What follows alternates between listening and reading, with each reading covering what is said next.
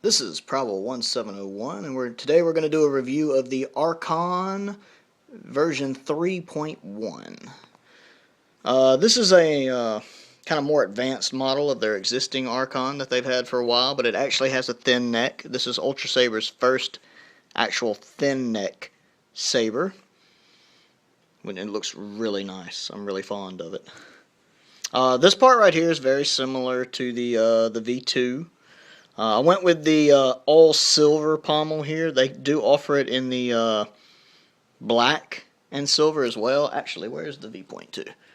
Here's the V.2. They offer it in this pommel or this pommel. I went with this pommel. And on the 3.1, they actually offer the D-ring. This is their first saber to offer the D-ring. Fans have been asking for a D-ring for a while, so they do give you that option. And I don't really like the CoverTech wheel. As you can see on my 2.1, they put the CoverTech wheel on the left side, and it gets in the way of my hand because I tend to grip my left hand on the lower part of the saber. So I had to take it off. Here I don't have that problem. See, there's no hole. Went with the green AV switch, as you can see right here. Silver AV switch. They do offer black ones now, but I wanted a silver one on it.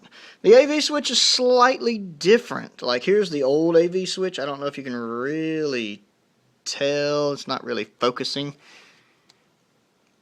But this one is slightly different. They're using a slightly different AV switch now. And you can see the difference in the emitters.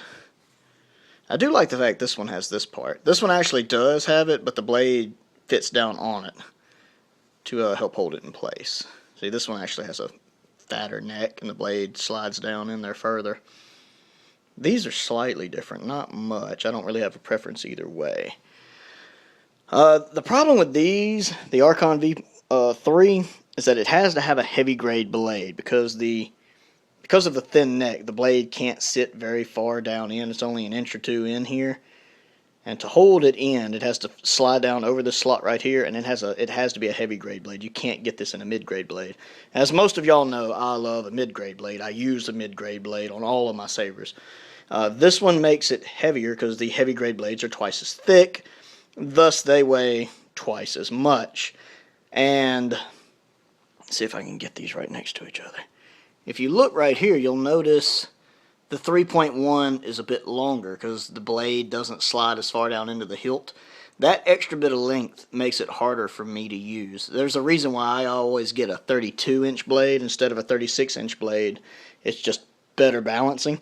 Now, this is an issue a lot of guys aren't going to have, average size guys, larger guys, but being a smaller guy at 5'6" and thin, it causes me problems. I think a lot of the average size woman, or at least the America's idea of the average size woman, would have a great deal of trouble with the saber as well. Maybe not a great deal, but they would find it a little harder to swing than this one. This one for me is better for dueling. This one looks better. I do like it. I like the black right here and the gold, very much like Luke's from Return of the Jedi. I think the emitter looks really nice. Again, I like the pommel. I have it in triconsular green, which looks fantastic. Let's see right there. Now, the new this is my first saber in the tri setting, but you don't really get the full effect because of the thin neck here. Now, the emitter is based here in this area, just like it is in this one, but the thin neck doesn't allow as much light through. It's only about half as much space as, say, this one. Now, this has like a reflective foil in it to help shine the light down, but you're not getting the full tri effect. It's good to go with tri on this one, because if you just went with a regular one, it'd be really dull, but you're not getting the effect of, like, see, even on camera, this one looks brighter. And that's just the regular LED, whereas this one is the tri-LED. And it makes up for it really well. Both the sabers look great. I'm quite fond of them.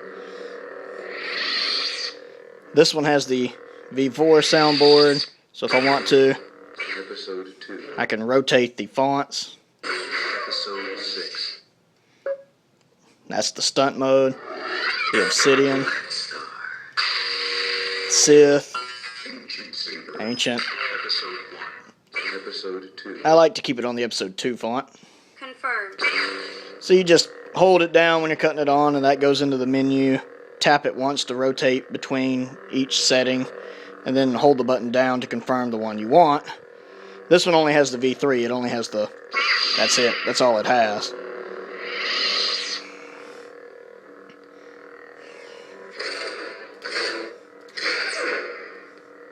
It's a very comfortable hilt. Let's do some size comparisons. As you, like I said, they're about the same. Here, the V3.1 and the V2.1, but again, you can see the difference in the blade length, and that makes a big deal to me.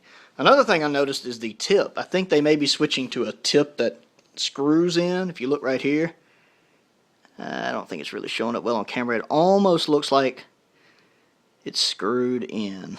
That could be me being wrong, but I think they might have switched to where those screw in. I still think it's glued in somehow though, but maybe that's just to help hold the tip in. Let's see. Here it is with the bellicose.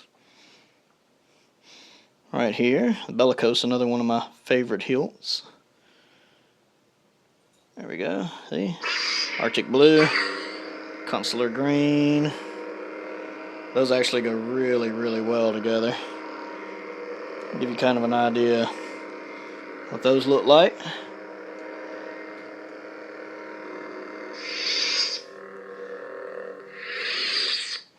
Then we got the Dominic's V3. I prefer the V3 Dominic's over the V4 series. I like it better. It's also in consular green stunt saber. Just kind of give you an idea size-wise how they measure up. And then we also have the Shock LE right there. I don't think I have any batteries in that one right now. I got some more batteries on the way. It's just a little bit. This one's longer. I can't understate though how comfortable the Shock is. The Shock LE is quite possibly the most comfortable saber I own when it comes to actually dueling with.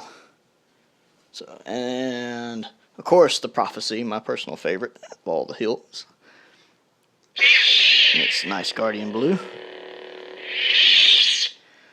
And as you can see, the 3.1 is much larger. A lot of this is due just to the fact that Prophecy has a much smaller pommel. There we go. Just some comparisons in case anybody wanted to see it.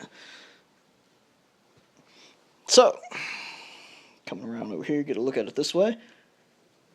There we go. I'm going to hand off the camera here to my cameraman, and we'll go over it a little bit more detail. Alright. Now, this was pretty comfortable to hold.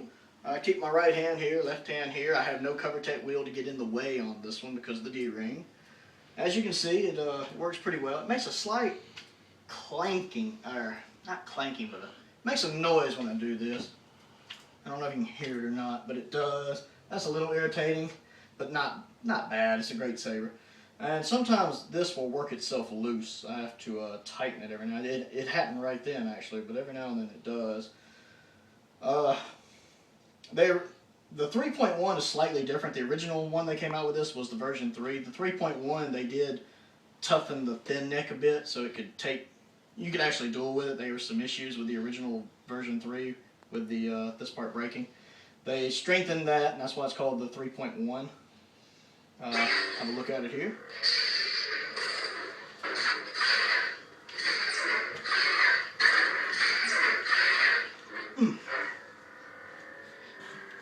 Give you a look at it there. Now there is light coming in through the window, but it still illuminates pretty well. I'm pretty pleased with it. I'm trying to be careful because I really don't want to smack the $200 Transformer Dinobots up here. Again, I'm used to having a mid-grade blade. I keep mid-grade blades on all my sabers. This is a heavy-grade blade. And being twice as thick, it weighs twice as much. So I can't spin this one as well as I can my V2.1.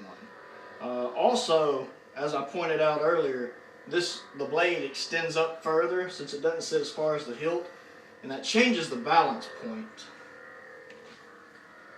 It's about right, about right there. I usually prefer the balance point to be about here. I like my hilt to be I like my hilt to be a little heavier, and the blade to be a little lighter. Just for some reason when I hold it. Right now, it's a little. To me, it's a little blade heavy, and that makes it harder for me to use. You can hear the V4 soundboard in the episode 2 font.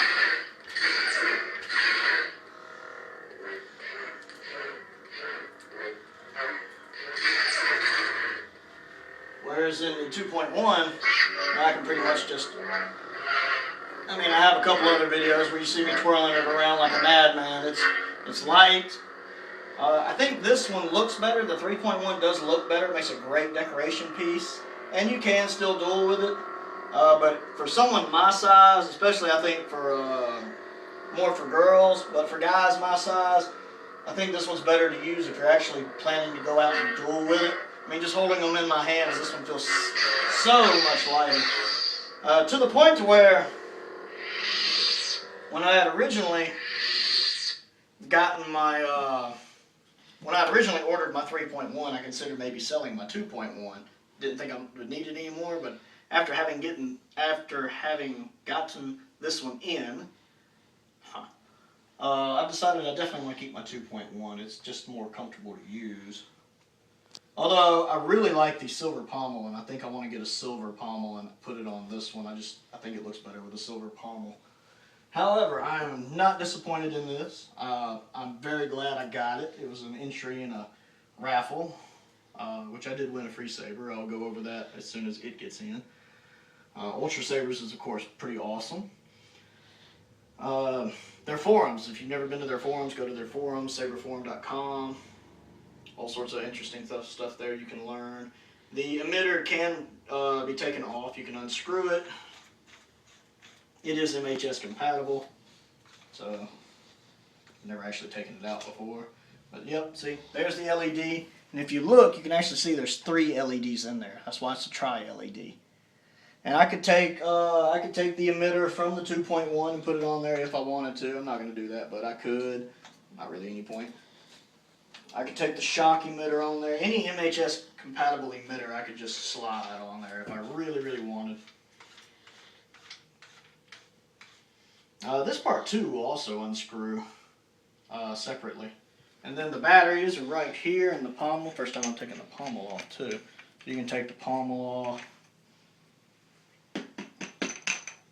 And then there's your batteries. Oh, those are different batteries than I'm used to. Now sometimes these come right out. Sometimes they're a little tricky. You might have to get a penny or a guitar pick or something. Flathead screwdriver, that's a good thing to use. And just pry these right out and put them on a charger. And then charge them up, put them back in. And this just screws right back in. Make sure you order a charger. These are lithium batteries. If you buy a saber with sound, you have to get the lithium set up. And here's a charger right here. Make sure you order it with it. The default choice is with it. So make sure you get it. Trying to think if there's anything I've forgotten to cover. I like it. Again, I can't use it that well. And you'll notice I can't spin it quite as well as I can the other one. Took me a minute because I kept wanting to grip this like this, and that's not good. So I finally adjusted to gripping it here where I'm not touching the thin neck. And that makes it a lot easier for me. I don't want to smack anything, so I'm being careful how I spin it. $200 Transformer figures. So this is the Archon 3.1. I'm happy with it. I think it's a great saber. I do recommend, if you get it, to get it in the tri setting, because with this thin neck, the light can't shine through as much, and it's just a smaller opening, even with that reflective tape in it. So to combat the fact it's going to be dimmer, get it in the tri setting to help make up for it. It makes it look pretty good, pretty good. Whoop. There we go. Give you one last little view of it. Anyway, this is the Archon 3.1. I like it. It's a great hilt. It's basically Luke's saber from Return of the Jedi without the annoying activation box in the way. If you have any questions, I'm on the Ultrasabers forums at Prowl171.com. If you have any other questions, just pop them below in the comments, and I'll try to get them answered. Thank you for watching.